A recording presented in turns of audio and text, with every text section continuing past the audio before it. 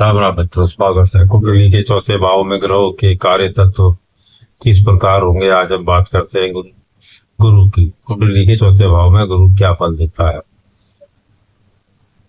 चौथा भाव हमारे जीवन में सुख, माता का सुख, घर परिवार, संपत्ति, वाहन और मानसिक शांति से जुड़ा होता है। चौथा भाव सुख भाव माना जाता है, इसलिए यहाँ स्थित ग्रह व्यक्ति के आंतरिक सुख और घरेलू जीवन को गहराई से प्रभावित करते हैं। चौथे भाव के मुख्य कार्य तत्व इस प्रकार से हैं। चौथा भाव व्यक्ति के माता का प्रतिनिधित्व करता है। इस भाव से माता का स्वास्थ्य, स्वभाव और उसके साथ संबंध देखे जाते हैं। यदि यह भाव मजबूत है तो माता का सुख और सहयोग भरपूर मिलता है।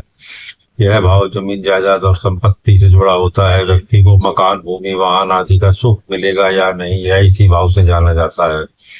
मजबूत चौथा भाव व्यक्ति को स्थायी संपत्ति और अच्छा घर दे सकता है। चौथा भाव मानसिक शांति और भावनात्मक सुख का भी कारक है। अगर यह भाव शुभ हो तो व्यक्ति अंदर से संतुष्ट, शांत और खुश रहता है।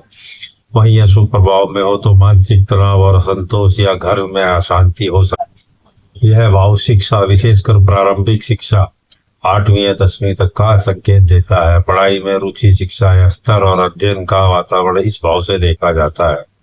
चौथा भाव वाहन सुख को भी दर्शाता है। कार, बाइक या अन्य वाहनों का सुख इस भाव से संबंधित होता है। यह भाव व्यक्ति के देशभक्ति और मातृभक्ति से लगाव को भी दर्शाता है। मजबूत चौथा भाव व्यक्ति को अपने देश और संस्कृति से जोड़कर रखता है। नेगेटिव हो यदि चौथा भाव तो इस भाव में स्थित है। ग्रह कमजोर या पाप प्रभाव में हो तो व्यक्ति को घर परिवार से परेशानी, माता के साथ दूरी, संपत्ति में विवाद और मानसिक अशांति या बार बार स्थान परिवर्तन का सामना करना पड़ सकता है।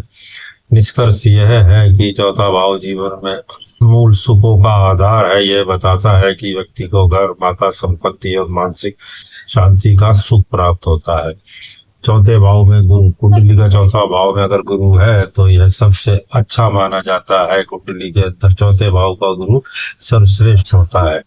फिर मिलेंगे किसी और विषय पे, तब तक के लिए आज्ञा दीजिए। नमस्कार, जय श्री राम।